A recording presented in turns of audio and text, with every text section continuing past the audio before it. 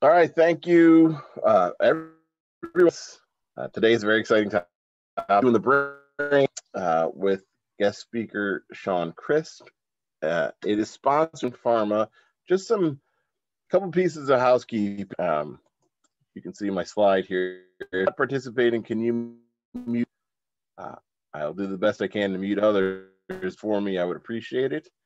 If you have questions, please put them in the chat box. We will question and answer at plenty of time for Q&A at the end. So put them in and we will read all of them before it's over. Just to give you an idea of, of who's here today, it's a pretty good crowd when you consider, looking at this, but I actually have it here and we have, 8 time zones for this presentation. And so we really appreciate everyone who wanted to come in, who wanted to learn more. This is being recorded. We put on our YouTube page and emailed to everyone so you can share this to caregivers or loved ones as you see fit. And we put on our social media channel. So that said, let me introduce Ashley Park. So Ashley, you're there, right? Hi. Hi, so is a key account manager in the U.S. and responsible for sales and medical foods at the Metabolism and Galen's Medical Nutrition Division. Galen was a mission with Emory's Human Genetics of the Medical Nutrition Therapy for Prevention Program for Inherited Metabolic Disorders at Emory University. She received her master's degree in human nutrition at the University of North Carolina at Greens and a bachelor's from University of North Carolina at Chapel Hill. Ashley and her husband, Brian, recently moved out of Georgia and back to North Carolina, and they enjoy having a fenced yard where they can spend time playing outside with their dogs, Gus and Louie. So Ashley, I'm going to give you ability to share if you're able to, and you can see here, Ashley's on video now as well. So I'm going to stop my share and allow you to share your screen. Sure. But take it away, Ashley. Thank you. All right. Let's see. Let me get PowerPoint started. Thank you all for having me here today. I just wanted to talk to you a little bit about Galen Medical Nutrition. Can you guys see my screen? No. Okay. Let me see. Okay, I don't think it's going to let me share my screen, but that's okay. I can. You should be able to. It's telling me. Let's see. I'm getting a notification that says host disabled attendee screen sharing. All right. I did not. I did. This happened the last time too. So share. Okay, try it now.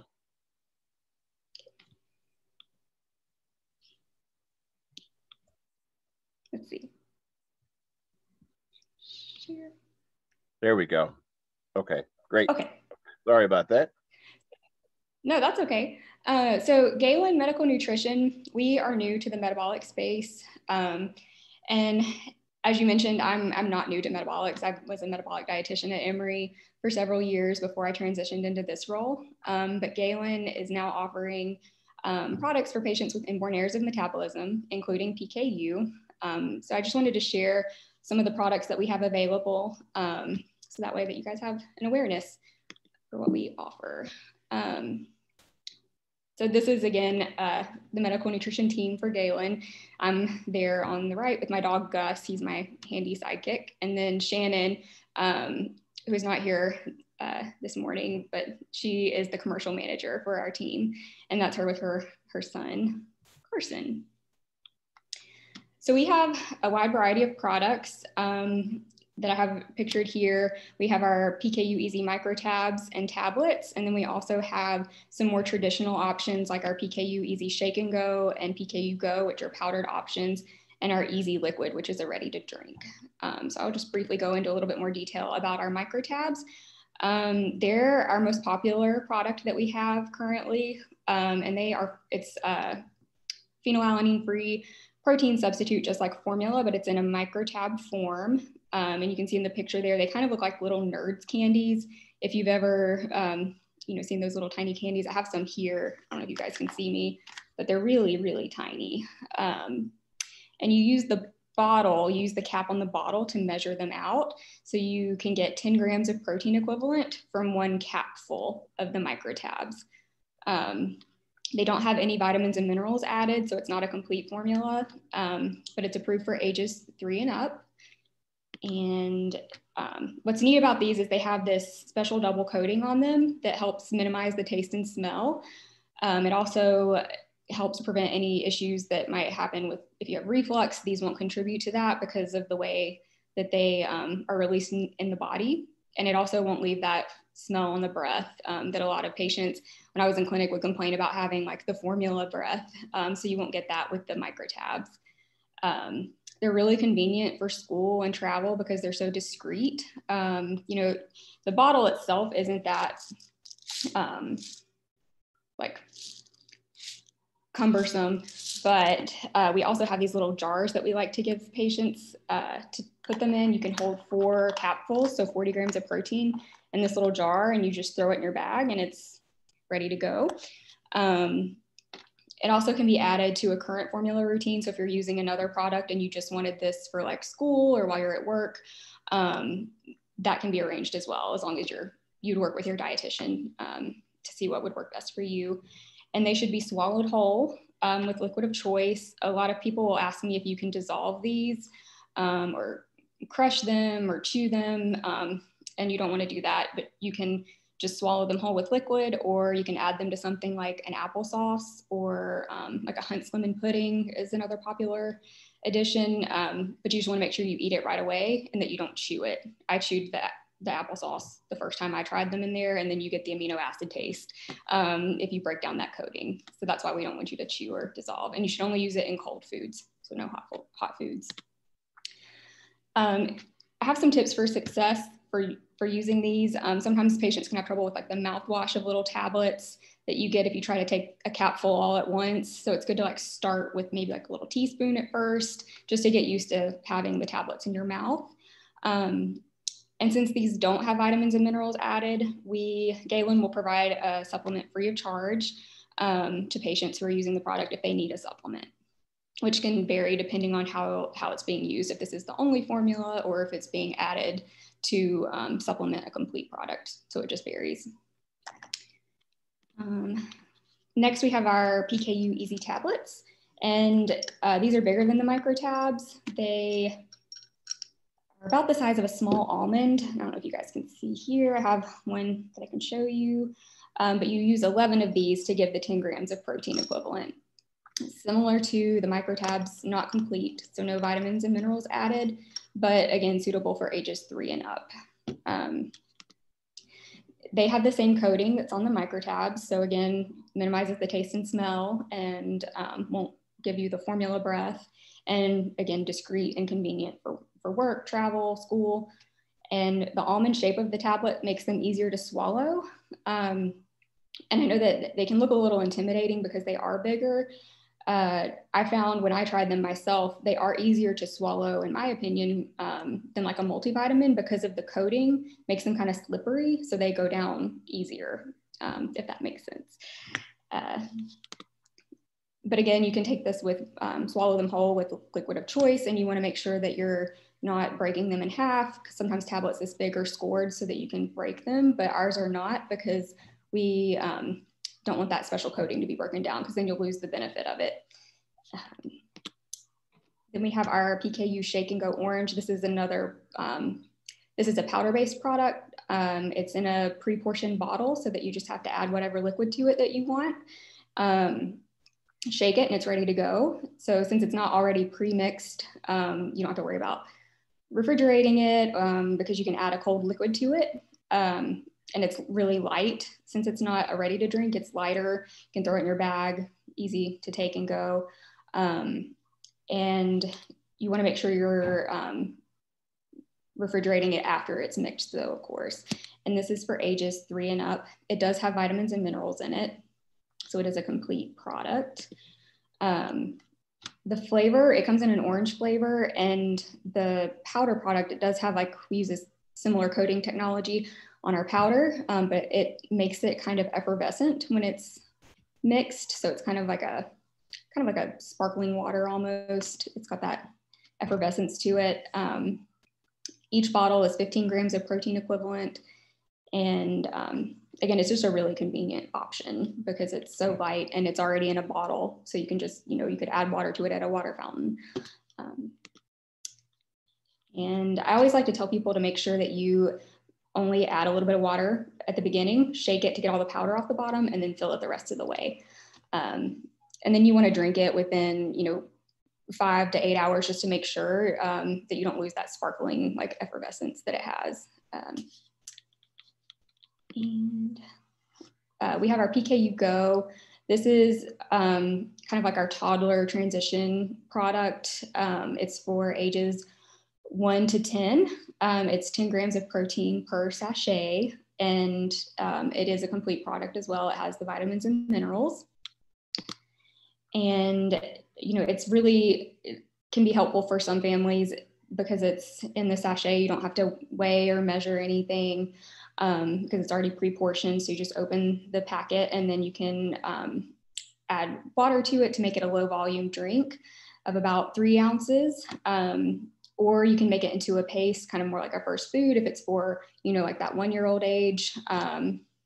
You can mix like about 20 milliliters or about 1 ounce of water, and it makes that little paste.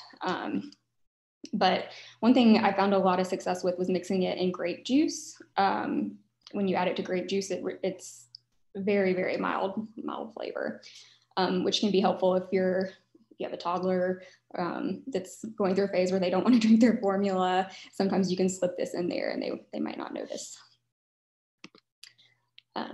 You want to do that. And then again, these are the products that we offer. And if you want any more information about any of the products, you can definitely reach out to us and we can provide that. Or if you want any samples, you can go to galenpharma.com/medical nutrition and request more information or samples, and we can get those sent out to you. Any questions? There's none in the chat. Ashley, thanks very much. All right, thank you. We'll certainly put you in. But if you unshare, we'll keep this moving. All right, thank you. Thank you very much. Much appreciated. So now for the main event. So everyone can see my screen, I assume. I'll take that as a yes. No one said no. Shawn Christ, PKU in the brain. So Shawn Christ, PhD, is an associate professor in the Department of Psychological Sciences, MRI director at the Cognitive Neuro Core Facility, and adjunct professor at the Thompson Center for Autism and Neurodevelopmental Disorders at the University of Missouri. Dr. Christ has published over 60 peer-reviewed papers in the area of pediatric neuropsychology. He has previously been named an MU Thompson Center Research Scholar and received the MU Department of Psychological Services Max Meyer Outstanding Junior Faculty Research Award. Research in Dr. Christ's laboratory centers on the development of cognitive abilities in children with PKU and other neurodevelopmental disorders, as well as neurocognitive changes associated with pharmaceutical and behavior interventions in these populations. Some of Dr. Christ's most recent work has been focused on behavioral and brain improvements associated with treatment in individuals with PKU. That is a mouthful, but Dr. Christ has a lot to talk about. I'll pass it over to him. Thank you, and we're certainly looking forward to hearing this. Go ahead, Dr. Christ. Great, and I want to see if I can share my screen here. Okay, can everyone see that? Yep. Sorry. Okay. So yes. Awesome. Thank you. I am excited to be here to share some of the recent research on PKU in the brain coming from not only our lab, but some of the other labs in the country and in the world. Research like what we do, it really is a team effort. And so in that spirit, I've actually invited two of our research team members, Haley Clarkson and Kelly Boland, to join me. And Haley's been doing quite a bit of work looking at white matter changes in the brain, and Kelly's been recently doing some work looking at the interaction between anxiety and working memory and how that may impact day-to-day life and other things. And so these are the experts on those aspects of this research, and they've been doing the hard work. So I figure it only seems right that they're the ones that share that work and their work with you. And so what we're going to do is I'm going to talk a little bit, then I'll hand it over to Haley. I'll talk a little bit more, and then I'll hand it to Kelly, and so on. And this way, you don't have to listen to me only for the next 30-35 minutes. You get kind of a mixture. So with that said, again, really honored to be here and share this, our work. Just kind of jump right in. Let's see if I can click through this. Our lab just kind of introduce the way we approach, the way we think about PKU. It's kind of like a model you can see, is that traditionally we've thought of PKU as being affecting primarily the dopamine system. And the reason for this is that typically phenylalanine is metabolized into tyrosine, which is a precursor for dopamine. So if you disrupt that system, you end up with lower than normal, lower than typical levels of dopamine. Dopamine is a very important neurotransmitter chemical in the brain. And so if you kind of mess too much with the dopamine system, you can disrupt the processing of the brain. And again, this is traditionally the way that we've kind of approached and thought about PKU from a neuropsychological standpoint. But the more we do research, the more we look into it, there are other pathways by which PKU can increase the risk for brain disruption that don't really necessarily have to do with dopamine per se. So for example, really high blood Phe levels can actually compete with other neurochemicals to get into the brain. For example, it can compete with tryptophan, which tryptophan is a precursor for serotonin. And many of us have heard about serotonin because things like SSRIs, so selective serotonin reuptake inhibitors that we use to treat things like anxiety and depression. And so serotonin is implicated in a number of different aspects of cognition and emotional well-being. And so we can see dysregulation in that neurochemical as well in the brain with high Phe levels. So again, all these different ways that high Phe levels can affect the brain lead to this kind of profile of brain disruption. And now, of course, when we have brain disruption, that in turn leads to this profile of cognitive behavioral difficulties that we can see in individuals with PKU when we have the higher Phe levels. And so today, because we've got a limited time, we're going to focus in on is we're going to talk about primarily the brain disruption, just a little bit of the data. We're going to share a little bit of the data that we have on that, and then also talk about the cognitive behavioral presentation. And so to start on the brain part, let's see here. Sorry, I'm clicking. The brain is a complex, so interesting organ of the body. And there's numerous different ways that we can conceptualize it.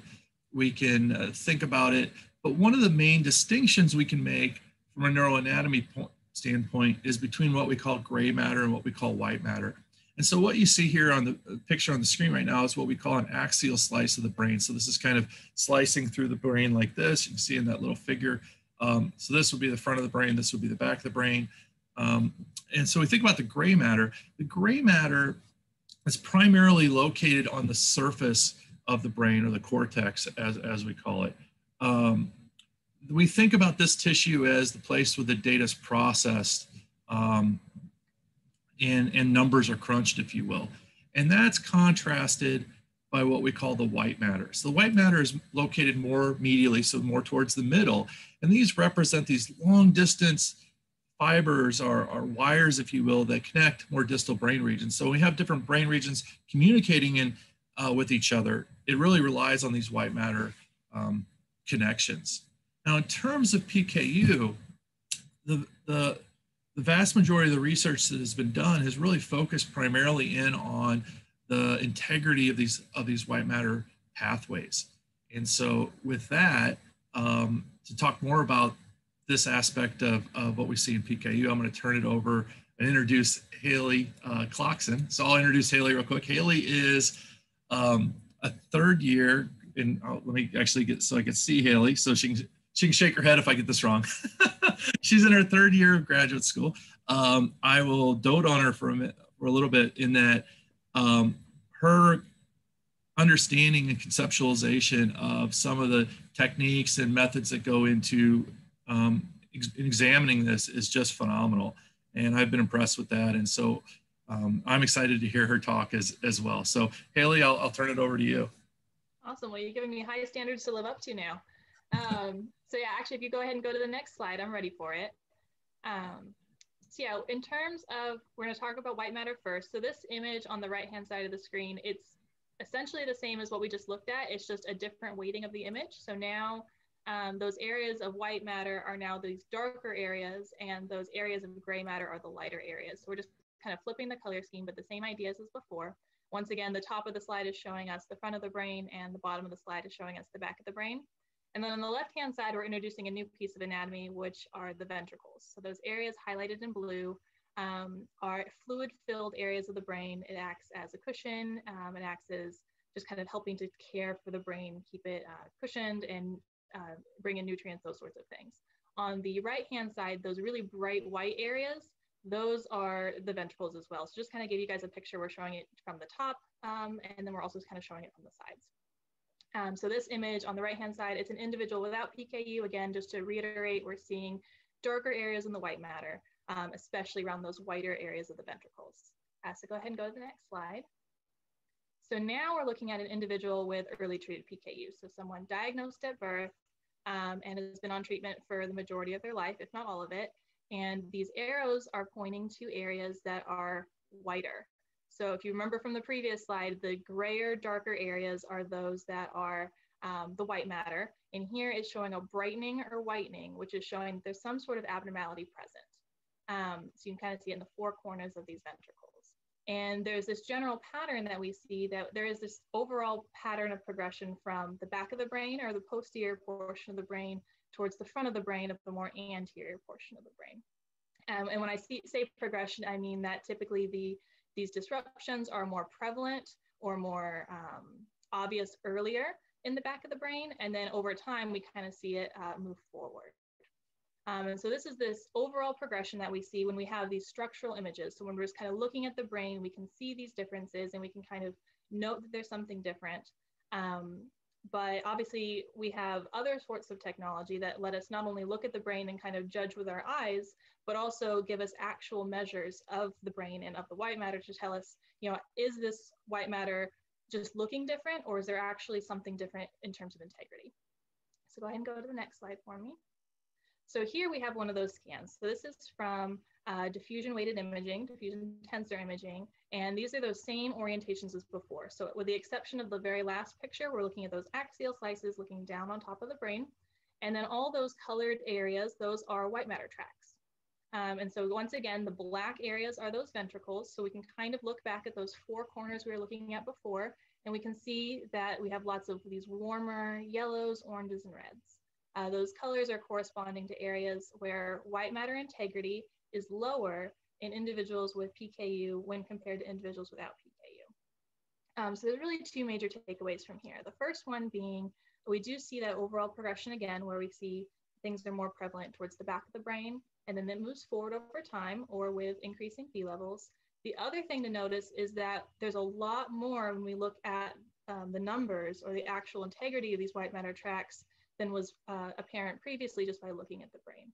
So there's a lot more going on at a very microscopic level that we couldn't necessarily see to the naked eye, but we're seeing in these images here. And so a lot of these studies that used technology such as this, they looked at the brain as a whole. And as you can see, I mentioned all these little lines, all of them are individual white matter tracts. And while they're connected in a way, they also represent unique structures that perform different functions, go through the brain in different ways. And so we can consider white matter tracts as a whole in the brain, but then we can also consider them as their individual entities that they are. And a lot of these former studies have really looked at the brain overall, whereas we wanted to ask the question, okay, we see there's overall progression in the brain globally, what's going on at the individual tract level? So that's really kind of the area that I've been focusing in on, is really seeing what's going on individual tracts. So go ahead and go next for me. So to give you guys an example, I pulled one tract. It's the left superior longitudinal fasciculus, or left SLF. It's a lot easier to say. So this image of the brain on the left-hand side is looking from the side, and then the red is showing this tract, just kind of giving you a picture of what it looks like on the interior of the brain. And then we have this graph on the right-hand side, just to orient you guys to it. On the x-axis, or the bottom axis, we have location in the brain. So the left-hand side is corresponding to the anterior or front of the brain. The right-hand side is corresponding to the posterior or back of the brain. So just kind of exactly as it is in the image on the left, just kind of the front to the back orientation. Our y-axis, or the vertical axis, is a measure of white matter integrity. So in this, higher is generally better. And then this first line I have placed is our population without PKU. It's in black. You can see it's relatively steady with a slight increase towards the back. So then we're going to go ahead and add the next line, which are individuals with PKU. So there's two major takeaways here. The first one is that individuals with PKU have a generally overall lower white matter integrity across the tract, but we see a much greater disruption in the posterior region. Oh, I see a chat. We're holding questions till the end, correct? Or should I go ahead and go for it? Okay, I think we're waiting till questions for the end. Yeah, it's up to you, but we'll wait, I think. Okay, yeah, so generally we're seeing these two patterns of results of lower overall, but then these greater discrepancies towards the more posterior or the back of the brain. So kind of holding in line with what we're seeing in the brain globally. And then the next question kind of becomes, okay, what's something that might be driving this? And some of the thinking that we've been talking, as we mentioned previously, is this idea of perhaps Phe levels are really helping to drive this. The next question becomes, how does Phe influence white matter integrity across the brain? So go ahead and go for the next one. So this graph is exactly the same orientation. We just added this extra layer. We've taken our individuals with PKU and we've split them into individuals with relatively higher Phe levels and individuals with relatively lower Phe levels. So our individuals with lower Phe levels are shown in that orangish yellow line, and our individuals with higher Phe levels are shown in that bottom light gray line. And again, we're seeing the same overall pattern as before. Individuals with PKU are showing lower white matter integrity overall, but we're also seeing that much larger discrepancy towards the back of the brain, the posterior portions of that tract. And then when we look at the individuals with PKU split by Phe level, we notice that the individuals with higher Phe levels are showing much lower white matter integrity. Our individuals with lower Phe levels are essentially identical, more towards the front of the brain with individuals without PKU. So the same overall pattern, just exacerbated by higher Phe levels. Let's go ahead and go to the next one. So then, so we know that higher Phe levels can lead to reduced white matter integrity. But the next question becomes, is that permanent? Can it be changed? And so for this, we looked at an older study that, again, we went back to those structural images, so just looking at the brain. And what they found is that they had individuals come in. So this left-hand image is the initial image. And once again, those areas that should have been darker, where those arrows are showing a whitening or brightening of the white matter. These individuals then went on a very strict diet for 3 months of low Phe, and then they returned. So the left and right images are actually from the same person and roughly the same slice in the brain. And you can see those arrows are pointing to those same locations across the 3-month time period. And on the right-hand side, after that diet, the abnormalities or the differences were much less pronounced. You can see that they're still there. There's still some whitening in those darker areas, but it's much less when compared to the way it looked before the diet. So this suggests that, at least just by looking at the brain, these visual differences can be alleviated by a low Phe, a return to low Phe, even after these initial differences have arisen. So then our next question again is, okay, so we can see this happening visually. What's going on at that the microstructural integrity level? What's going on in terms of actual metrics of white matter integrity? So go ahead and go to the next one for me.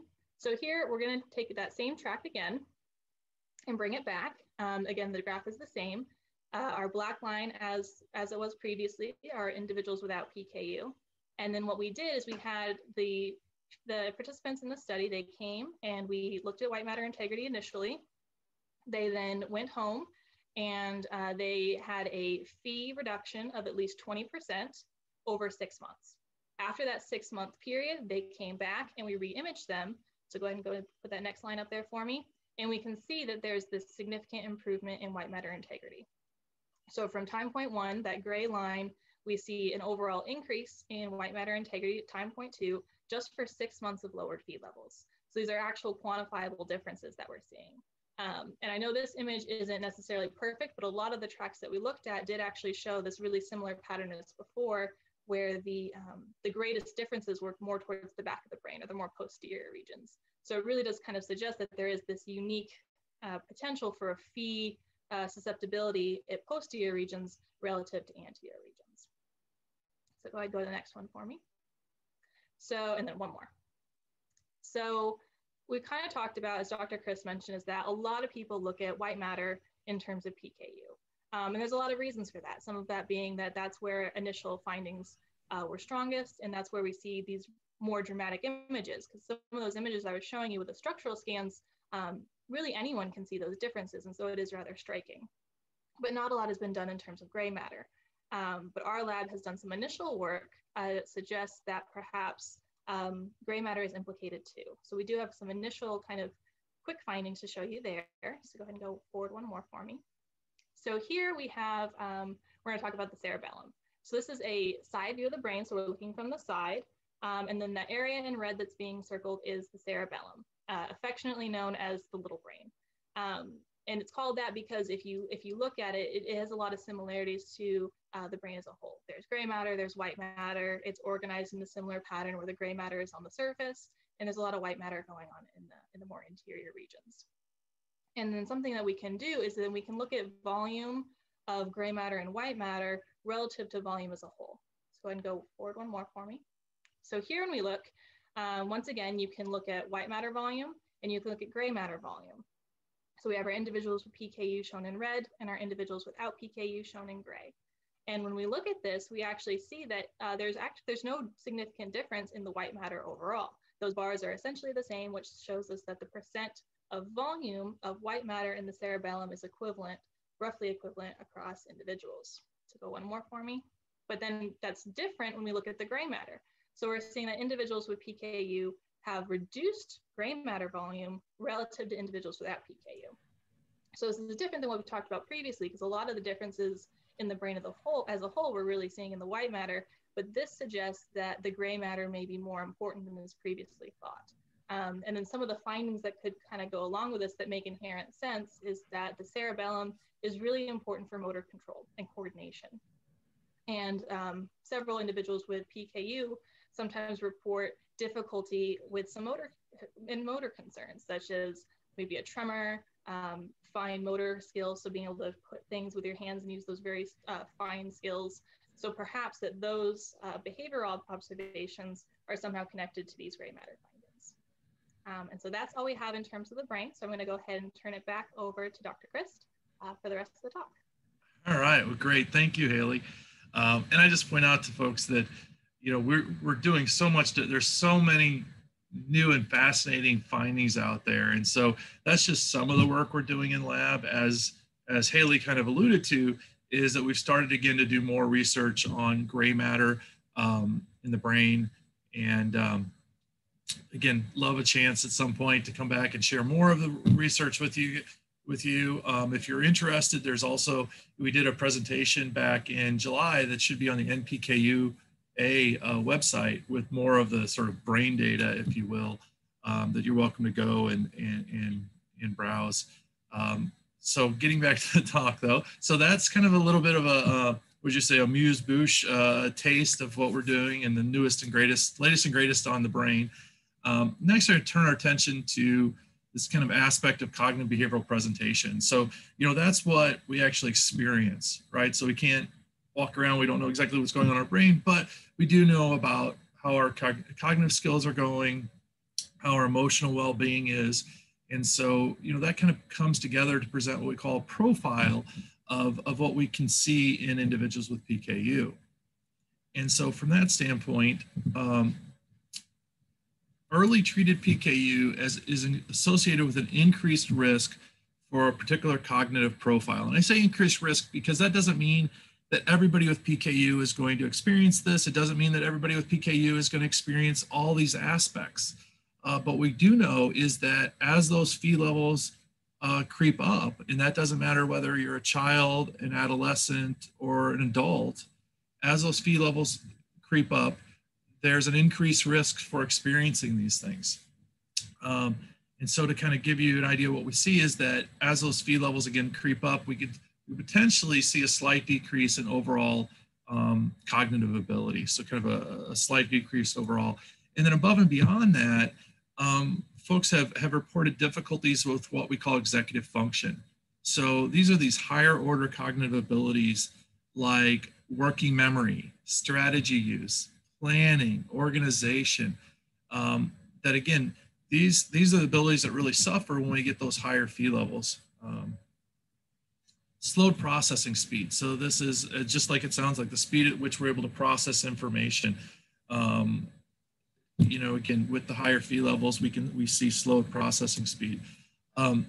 Something that we've known for a while, but really hasn't received as much attention is difficulties with motor control. So particularly fine motor control and motor learning, the ability to learn new motor tasks and kind of automatize them can be affected by high Phe. And then from an emotional standpoint, emotional regulation standpoint, there's evidence out there to support the idea that, you know, there's an increased risk for certain emotional difficulties, including increased anxiety and depression. And this is what we're going to talk about for the rest of the talk today, is kind of focusing in on some of the data that's out there on anxiety and depression and our lab's kind of approach to that. And for that, I'm going to hand things over to Kelly. Kelly is a 5th year graduate student, a doctoral student, so she'll soon be going off to internship and becoming a professor herself. What's fascinating about Kelly's journey is that she's actually already been doing work on the interrelationship between anxiety and cognitive abilities, but doing that in a different population. So she's been looking at that relationship in individuals with autism. And so we're really excited to have her bring that expertise and apply it to our study of PKU. And so Kelly, if you're ready to go, I will turn things over to you. Awesome. So I'm going to first focus on mental health risk, and then I'll kind of bring in some of this stuff with cognition as well. So first, we know from kind of years of studies that people with PKU do have an increased mental health risk versus kind of the general population, what we'd expect. So this was pulled from a study that gave a bunch of clinics screeners to give their patients with PKU, and it asked about lots of different aspects of mood and behavior, asked about worries, feelings of sadness, anger. And what they found was that overall about 30%, so about 1 in 3 patients with PKU were reporting psychological distress. But what was interesting was when they broke it down by age, they actually found that that difference was bigger for adults with PKU than it was for kids. So to kind of orient you guys, this dark purple here, that's a screen positive, which means those are the people who were scoring or reporting a lot of psychological distress, versus that light purple was screen negative, which means they weren't reporting as much mental health concerns. And so, Dr. Chris, if you click ahead, I think 2, you can see that I put these red dashed lines. That's where we'd expect people to score in the general population. So about 13% of the general population of youth, kids, teenagers, are scoring in a range that's indicating significant psychological distress. So for our PKU group, that largely looks about the same, right around that same number. You can see here on the right, that right dashed line, red dashed line for the adults it should be around 10%. That's what we'd expect in the general population. For our PKU group, over half of patients are reporting significant psychological distress. So if you click twice, Dr. Christ, we can kind of see again that those are big differences for our adult group, not so much kids. So just like Dr. Chris was saying, that might have something to do with as you get older, Phe levels get more dysregulated. So you're going to maybe be experiencing more psychological distress. But on the next slide, we can see if we just use kind of this general term, psychological distress, we're kind of missing out on, well, what parts of mental health are most at risk? And the two most common that emerge are anxiety and depression. So this study, in the light purple are individuals with PKU, dark purple is people without PKU. And you can see across different things that relate to depression and relate to anxiety, the PKU group is reporting more symptoms of depression and anxiety than their peers who do not have PKU. So specifically, we're kind of interested in our lab in anxiety and also a little bit depression as well, how those relate to things. So kind of clicking ahead, if we're thinking about, why this might be, Dr. Chris was talking about this biological pathway by which PKU can cause disruption in the dopamine system, which leads to these brain disruptions that Haley did a great job talking about with white matter and even gray matter as well. But we also know that there's another pathway going on where we're getting less serotonin in the brain. So again, Dr. Chris kind of touched on that when we have too much phenylalanine, it's actually competing with other things in the brain to get in, and we end up having dysregulated neurochemicals.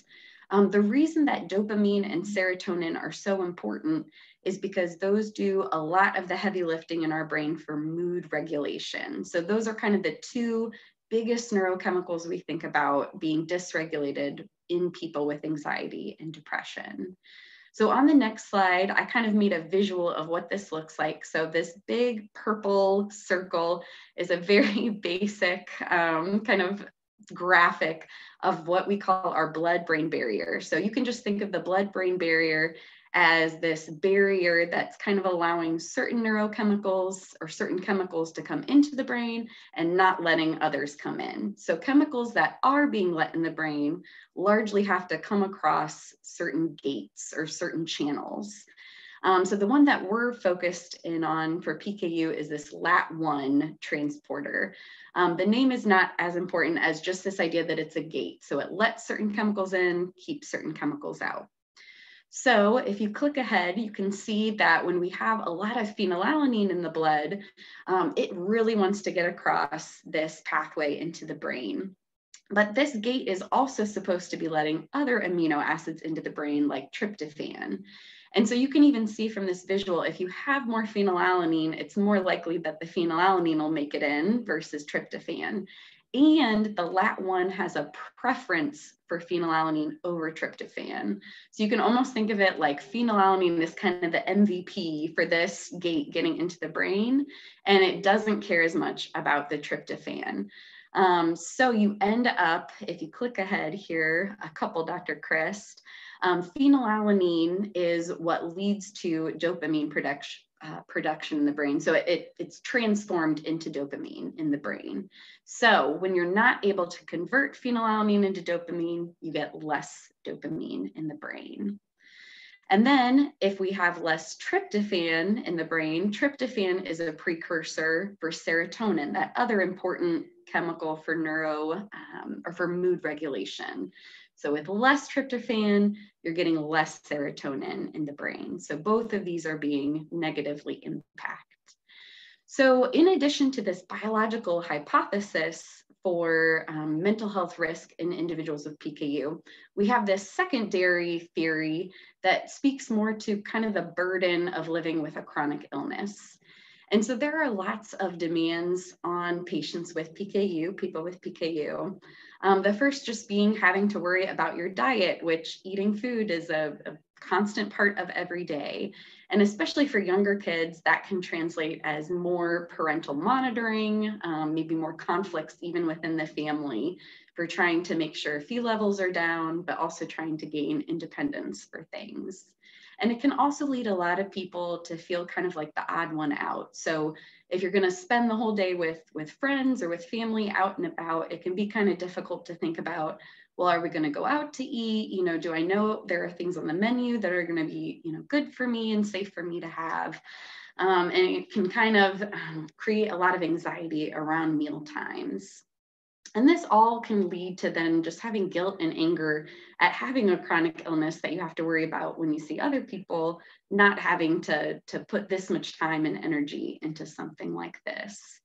And then we also know that if you're having high phenylalanine levels, you're also having increased physical symptoms of things like fatigue. And so, you know, when I think of fatigue, I think of that being a core symptom of depression.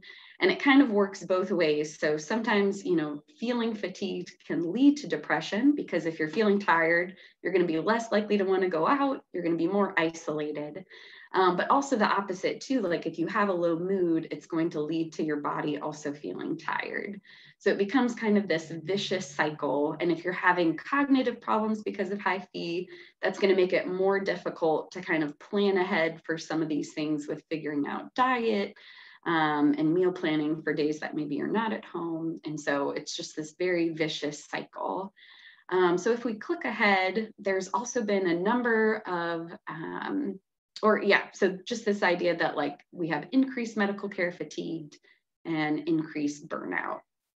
So on our next slide, I want to talk a little bit about, again, this relationship between mental health and Phe. Just wanted to briefly mention, I thought this was a really cool study where what they did was they gave individuals with PKU, they split them into two groups and they didn't tell who was in what group. So everyone received a pill, but half of the people with PKU just had like a sugar pill, and the other half were having a pill that had phenylalanine in it. And so what they were trying to do was like Phe load these patients for about 4 weeks and kind of see, you know, were the people who had the sugar pill doing differently on cognitive tasks and doing differently kind of mood and behavior wise than this group that we were giving phenylalanine to. And what they found was that after just 4 weeks, individuals who were getting that Phe supplement, so whose Phe levels were increased, were reporting more problems with depression, more problems with low energy, and worries or over arousal. And it was really cool because not only did they give questionnaires to the patients, but they also gave questionnaires to a close friend or family member. And the family member or close friend also reported that they could see a difference in the friends who were getting the Phe supplement, but didn't notice any change for the sugar pills. And so this is kind of an interesting finding, I think, because it means not only when your Phe levels are high, is that influencing your internal feeling of these things, but other people can also tell that you feel differently. And so there's been lots of studies that have also found this relationship between Phe level and anxiety, thinking problems, and depression. So moving on, I think this kind of raised this question for me, this interest in this relationship between all these different facets of having Phe levels. So first, we know that Phe levels are related to cognitive performance. So the higher Phe you have, as Dr. Chris was saying, the more problems you're going to have for executive dysfunction, so kind of the ability to plan, ability to manipulate information. And then from this talk now, we know that high Phe can also lead to higher anxiety and depression, but I'll kind of focus on anxiety for today. And so what is maybe most significant is that it doesn't just stop here. There's actually this kind of third arrow that gets thrown in because anxiety by itself can lead to cognitive problems in people even without PKU. Next slide kind of explains the theories behind this. So first, anxiety uses up limited resources in the brain. So our ability to attend to multiple things at once, there's kind of a cap for how much we can do that. So it's the same reason you can't read a book, take a math test, and talk to your best friend all at the same time. We have a limited number of resources that we can use for different cognitive tasks. And when those are used up, they're used up. And so we know with people with anxiety, when they're having these worries, these constant ruminations about things, it's using up a lot of these resources that could be getting used for other kind of cognitive abilities. But then there's this second kind of process going on that has more to do with attention. So I'm going to kind of explain this with this idea of being in class. And you know, if you're in class, if you're in a classroom environment, you have this rule, this thought in your head, I should be paying attention to the teacher. I should not be paying attention to what my friends are doing on the side of the class. And so that thought is this kind of top-down attentional system. You know, you should be focusing on the teacher. So that thought is guiding where you're putting your senses. So you're looking up front, you're kind of tuning your ears into the teacher's voice, and you're not paying attention to maybe that murmuring of your friends right next to you. So that's kind of top-down attention. And that works in conjunction with bottom-up attention. So this is the second process whereby your senses are actually dictating what you're thinking about. And so this might be the example if you're in class and all of a sudden there's a loud noise to the side of the room, you're going to shift your focus over there, which is a very adaptive thing to be able to do. Because if there's a loud noise, that might be something you have to attend to or respond to.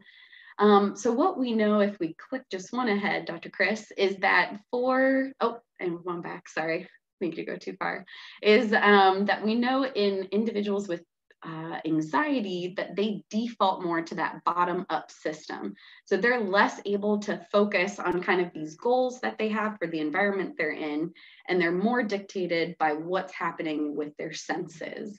So they're more distractible if there are noises going on or different sounds or different things in the environment.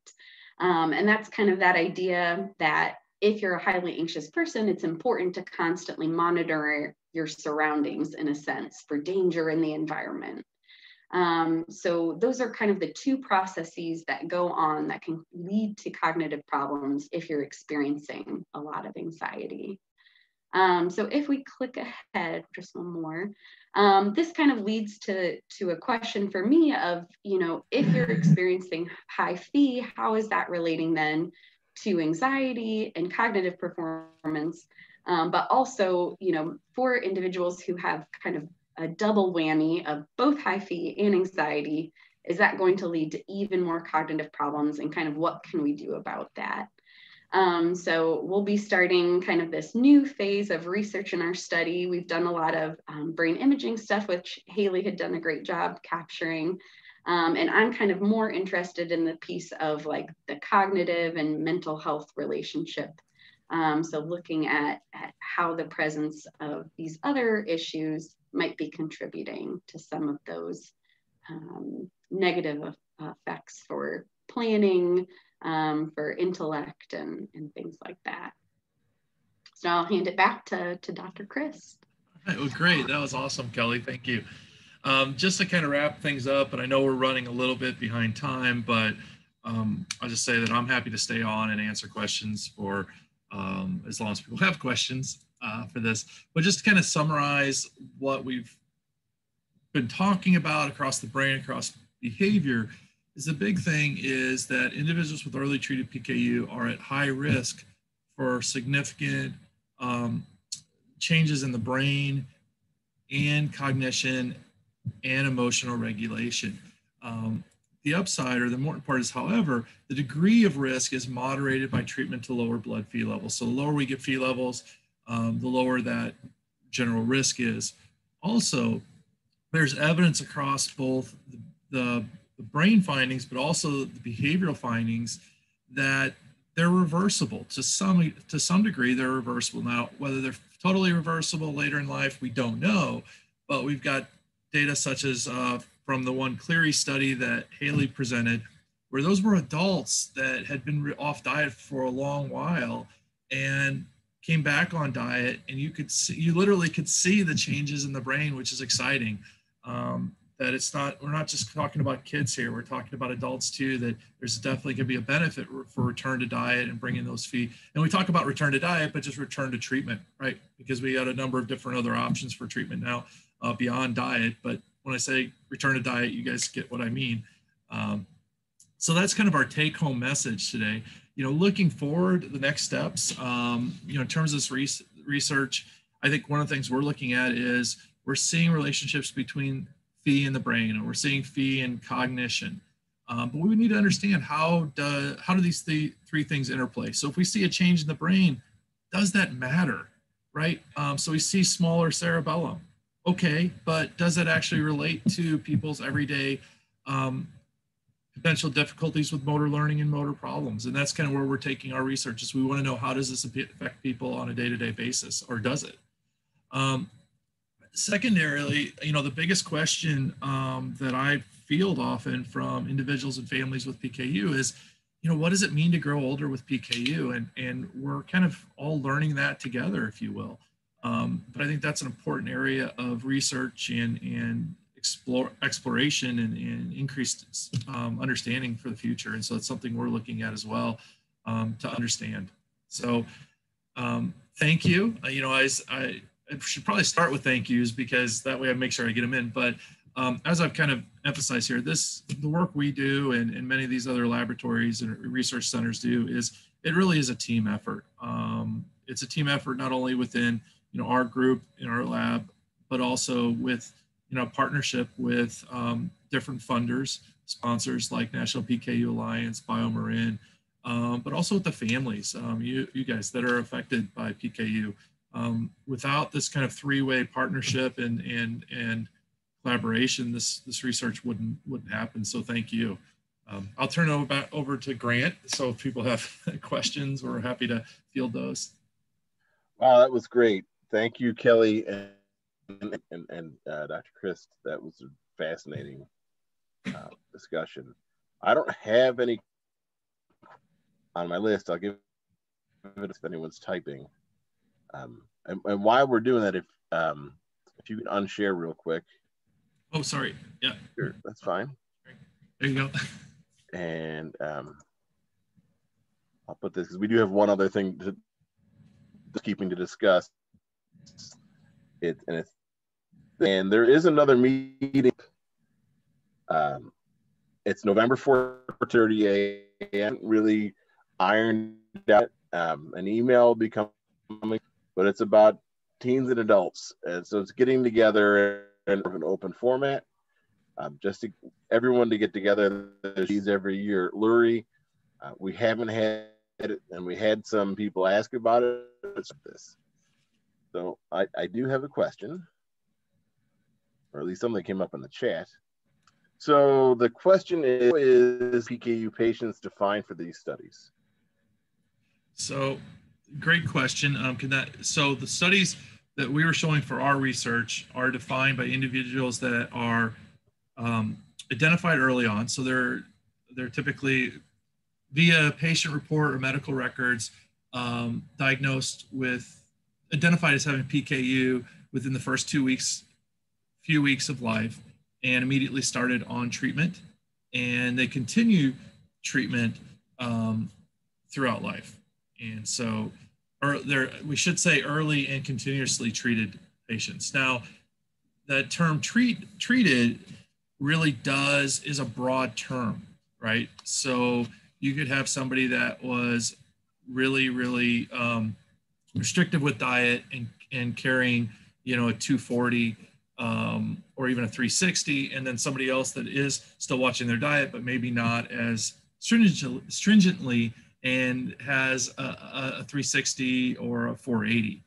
And so, we are kind of loose with that term early treated, but at the same time, what we often do in our research and other teams do is we look within the group of individuals with PKU, and we try and correlate our findings with the markers for treatment adherence, which often is Phe levels, but also going to be tyrosine levels, Phe-tyrosine ratio.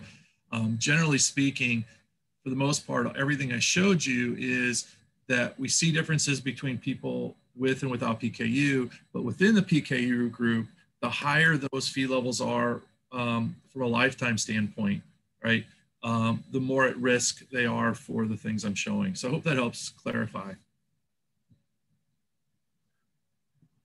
Thank you, Dr. Christ. I don't have, we don't, well, there is, Sue, there is much in healthcare on the importance of social determinants in health and health outcomes. Does your research incorporate this? Probably read that as well.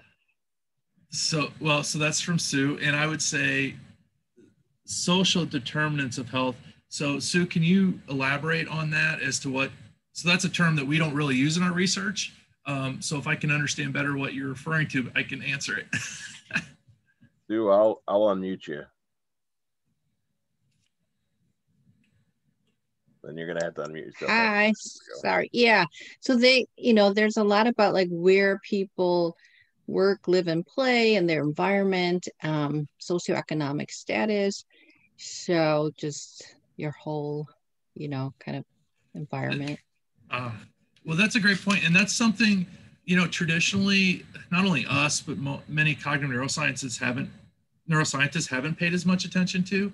I think as we move into the research on anxiety and psycho-emotional difficulties, we're getting more and more into that. So we definitely look at things like education, socioeconomic status, income, because those, we often don't relate those to cognitive outcome. You don't think about it, but they are. They also can play a role in a person's ability to get access to treatment, right? And this is a critical part of the research. And this is one of the reasons that I'm excited about the possibility of collaborating with you. No, seriously, because that's the great thing about, I feel like, the PKU research community is that, we want to learn more, and it's only going to happen by collaborating. And we know the brain, but I always say that once you go below the chin, my knowledge of the body goes down like exponentially.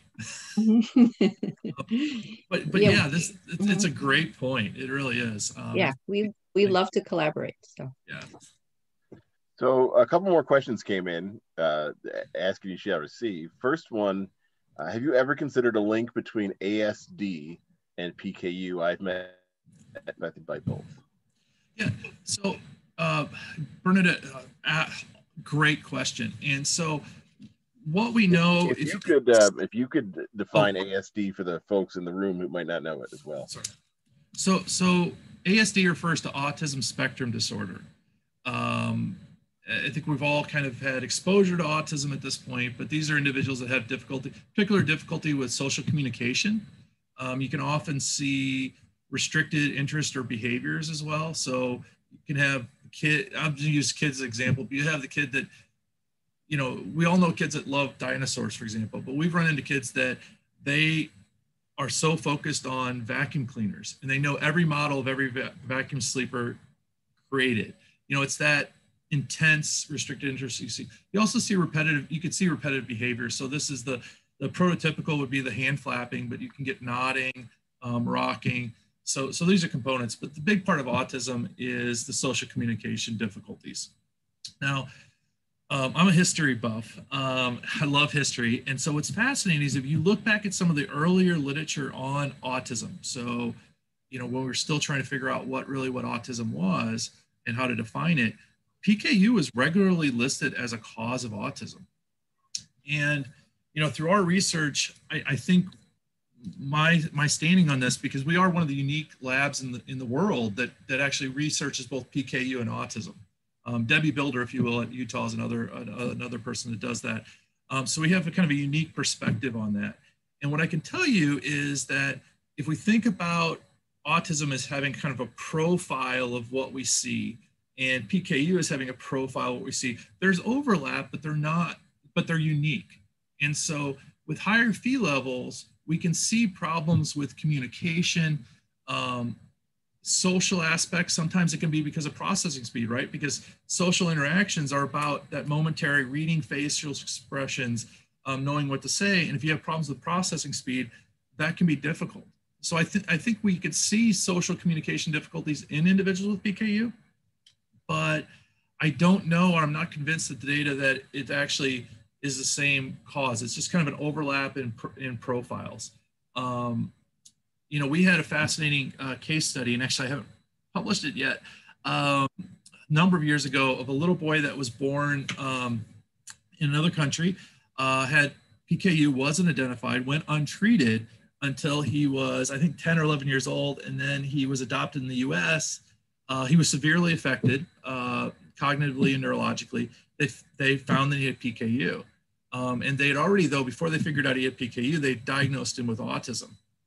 And so what was interesting was that, so we actually brought this person, flew this child and his caregiver to Missouri, did MRIs, worked with the child, did autism evaluations. But it's fascinating because some of the things we talk about with, like, for example, autism, we talk about repetitive behaviors, right? So with autism, you'll see, again, prototypical, you can see the hand flapping.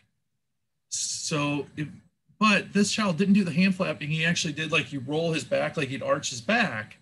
Well, if I'm filling out a questionnaire, it says, like, well, did you see repetitive behaviors? The answer is yes, right? Because he showed the repetitive behaviors, but they were different. They were characteristically different than what we'd see in somebody with autism. The restricted interest. He was fascinated by wheels. Anything that spun, he would sit there and focus and spin. But the difference is he actually grabbed me and pulled me over because he wanted to show me the wheels. He wanted me to be as engaged in the wheels as he was. That's an aspect that we don't often see with somebody, a young child with autism, is they're focused on that restricted interest, but it's kind of in their own little world. The idea that he wanted to socially engage me in his focus was unique. And so what I would say, this is a long breath answer, is that there are families with PKU that are affected with autism. I don't know that it's the same cause, but I could imagine that higher Phe levels might exacerbate some of the difficulties that overlap between autism and PKU. And a lot of that's my opinion and just kind of anecdotal report, but great question. Just a follow up from Bernadette, and there's two others after this. So have you considered parental attitude issue with transitioning support and reduced support for young adults leaving home contributing to anxiety levels? Yeah. Again, wow. I have to bring Bernadette on board with this research. These are great points. No, this is why, just kind of a side note, this is why I love being a part of these kind of meetings and things, is because we get so much feedback, and it's such a partnership with the families that we hear about these things. You know, I'll be honest, Bernadette, this idea of researching anxiety is relatively new for our lab. We're learning this research as we go in, as we're doing, you know, of course, we're researching the topic, but I think you bring in a good point, which is when we study something like anxiety, we really have to take in context the age and the situation of the person that we're studying, right? One of the challenges even this year, so in this case, you're talking about, you know, going from adolescence to young adult, right? The amount of support that's there is vastly different, and it vastly differs by age, but also by family and resources and parental approach, right? I'll also note that this year is especially a challenging time to look at things like anxiety, because we've all got, with COVID and the pandemic, it's ramped anxiety levels up for many of us, but I can imagine it's worse for those individuals with chronic health conditions, you know, worrying about access to care.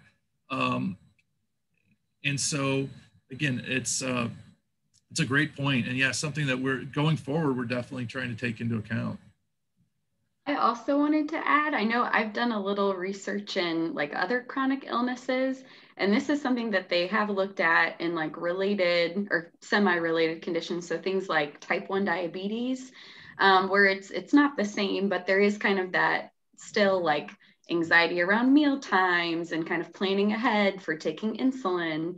And they have found that at least for youth with diabetes, that parent attitudes and kind of parenting style does relate to both like anxiety and depression in the youth, but it also relates to like how well controlled their diabetes ends up being. So I think there's definitely a strong relationship on both fronts there for these kinds of questions. All right. what is your current thought on diet for life? Another question that came in. Well, I could say that the diet for life continues to be the standard of care in the U.S. And I would say that all of our research supports that. You know, the